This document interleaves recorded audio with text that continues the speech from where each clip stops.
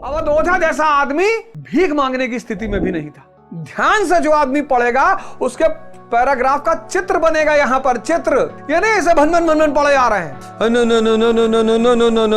ऐसे पढ़े जा रहे हैं कि जैसे जीवात्मा की देह में कुमार हो, युवा विधवा हो, वैसे अन्य सभी को। धैर्य से प्रेम करोगे शिव हो जाओगे, धैर्य से युद्ध करोगे कृष्ण हो जाओगे, महावीर बन जाएगा, नरेंद्र मोदी बन जाएगा।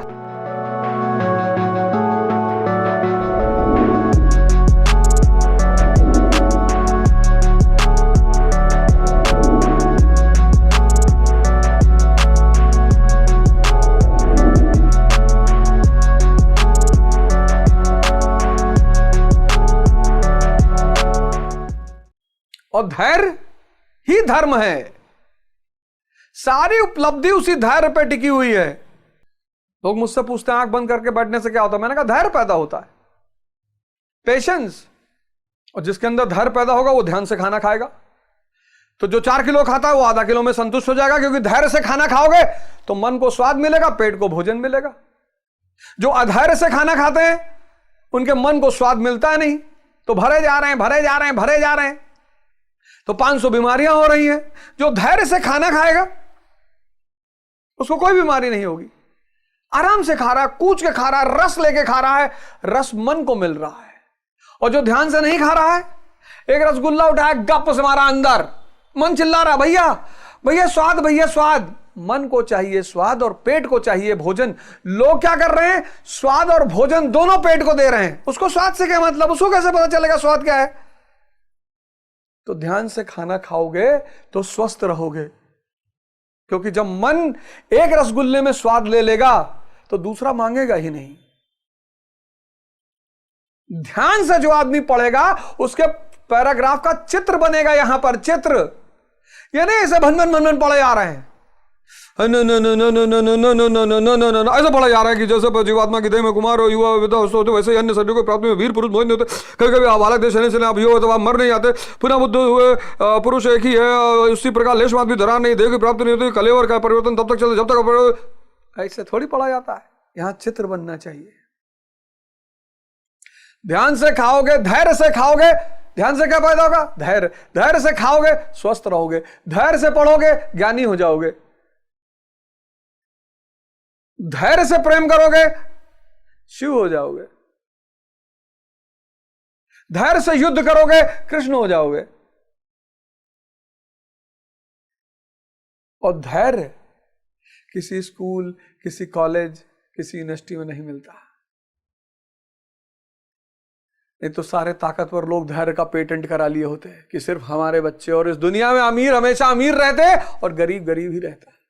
धैर्य और विवेक दो ऐसी चीजें हैं जो सिर्फ ध्यान से मिलती हैं। ध्यान से दो चीजें मिलती हैं, एक तो विवेक मिलता है और एक धैर्य मिलता है। लोग पूछते हैं ना ध्यान से क्या मिलता है? ये दो चीजें मिलती हैं, और यही दो चीजें जब किसी को प्राप्त हो जाती हैं तो चाहे जिस घर में हो, अब्राहम लिंकन चाहे जितना गरीब घर में हो, वो महान बन ही जाता है। जिसने ध्यान किया उसको विवेक मिल जाएगा और धैर्य मिल जाएगा, और जिसको विवेक और धैर्य मिला वो अब्राहम लिंकन बन जाएगा, वो बुद्ध बन जाएगा, महावीर बन जाएगा, नरेंद्र मोदी बन जाएगा। तभी तो मैं आप लोगों से हाथ जोड़ के कहता हूं कि ध्यान करो। मैं बार बार कहता हूं, बार बार, बस यही सूत्र मुझे जीवन में समझ में आया। हमको भी पहले लगे कि यार ये लोग बेचारे गुरु गुरु ऐसे टहल रहे हैं, क्या है इनके पास? अरे भैया इनके पास जो है भगवान है इनके पास। ध्यान जीवन में मैंडेटरी है। जो व्यक्ति ध्यान नहीं कर रहा है वो कहीं ना कहीं पशु के लेवल, वो ट्रेंड हो सकता है, अच्छा वो अच्छा ट्रेंड हो सकता है, फोर्क और स्पून से खाना खाएगा, वो रोटी भी फोर्क और नाइफ से काट के खाएगा, बड़ा आपको अच्छा लगेगा, ट्रेंड होगा। बिना ध्यान का आदमी ट्रेंड हो सकता है, देखने से लगा कि अरे बड़ा डिसेंट, बड़ा बढ़िया, बहुत अच्छा, वो ट्रेंड है वो। लेकिन ध्यान एक इतनी बड़ी एल्केमी है, इतना बड़ा शास्त्र है, सबको, हिंदू, मुसलमान, सिख, ईसाई, सबको। मैंडेटरी है। 5 मिनट क्या करेगा? तो सांस को देखेगा, सांस को देखेगा तो विचार थम जाएगा, विचार को देखेगा तो सांस उबड़ खाबड़ चल रही कि नहीं चल रही नहीं पता। आंख जब बंद करेगा तो कुछ तो देखेगा, तो एक तो विचार देखेगा, लेकिन विचारों की गति इतनी तेज होगी कि बड़ी बेचैनी होगी। आंख बंद करके लाख किलोमीटर प्रति घंटा की स्पीड से विचार चलते हैं, और भी ज्यादा।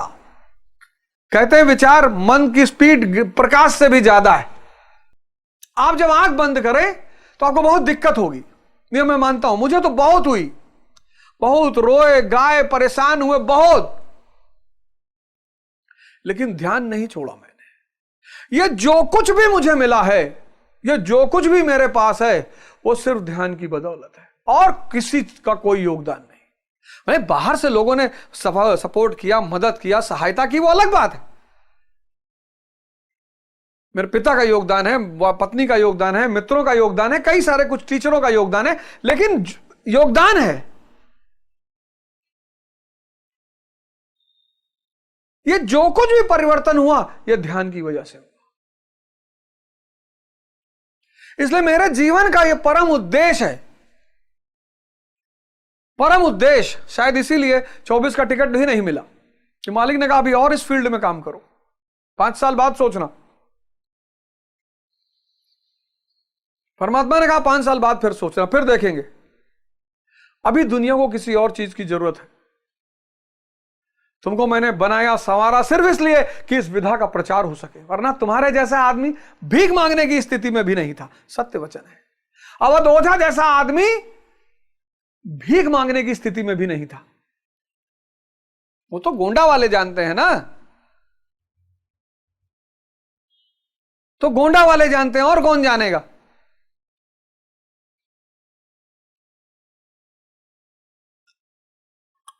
तो एक अवध ओझा गोंडा वाला, और फिर एक अवध ओझा इलाहाबाद प्रयागराज वाला, दोनों में जमीन आसमान का फर्क है। गोंडा वाले भी सही है कि अरे भैया जाए दो, पता नहीं कहूं ताबीज वाबीज पाए गए कुछ होएगा है भैया, बाकी तो अब जाने, अब भैया मुंह ना खुलवाओ भैया, रह दो।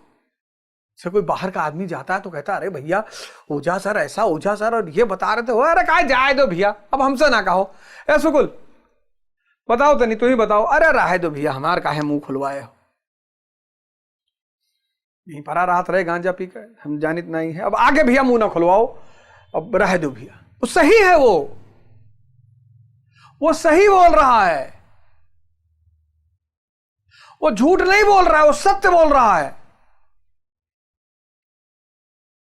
इलाहाबाद आए, प्रयागराज आए, दर्शन जैसे विषय से परिचय हुआ, बुद्ध को पढ़ा, महावीर को पढ़ा, और एक ऐसी किताब से पढ़ा, हरिप्रसाद सिन्हा, हरेंद्र प्रसाद या हरिप्रसाद, एचपी सिन्हा,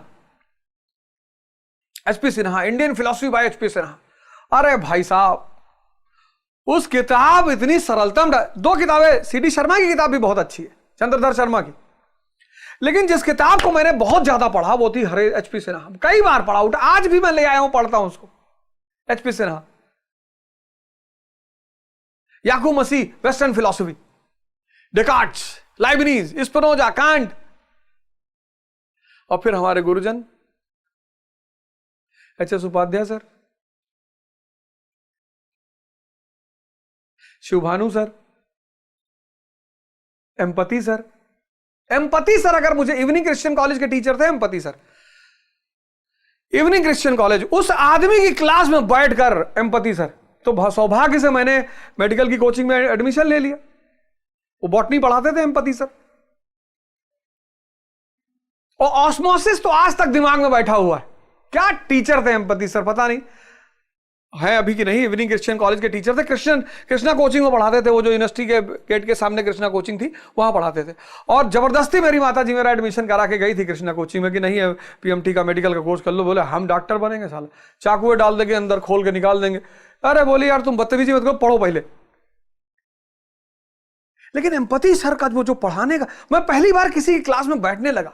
इसलिए टीचरों का बहुत बड़ा योगदान है व्यक्ति के अंदर विषय की रुचि पैदा करने में। और अगर आप चाहते हैं कि शिक्षक आपको रुचि से पढ़ाए, स्टूडेंटों को मैं एक मूल मंत्र बता देता हूं, टीचर कूद कूद के नाच नाच के पढ़ाएगा, 2.5 घंटे से 4 घंटा पढ़ाएगा मुझे छोड़ के। आप एक काम करो, जितने स्टूडेंट हो, आप अगर टीचर से ज्यादा पढ़ना चाहते हो, रुचिकर विषय, उसका पैर छू लिया करो यार। उसकी जाति मत देखो, जाति ना पूछो साधु की पूछ लीजिए ज्ञान। उसकी जाति मत देखो, उसका धर्म मत देखो, उसका क्षेत्र मत देखो, जहां मिले पैर छू लो। इतना मस्त रहेगा, 2 घंटे की क्लास 4 घंटा पढ़ाएगा और खूब रोचकता से पढ़ाएगा। तो ध्यान से पैदा होगा ज्ञान, लेकिन ज्ञान से पहले ध्यान तुम्हें 2 अस्त्र देगा, एक विवेक देगा, एक धैर्य देगा। और जब ज्ञान पैदा होगा, सच्चित आनंद। और इस ध्यान की शुरुआत कराएगा गुरु।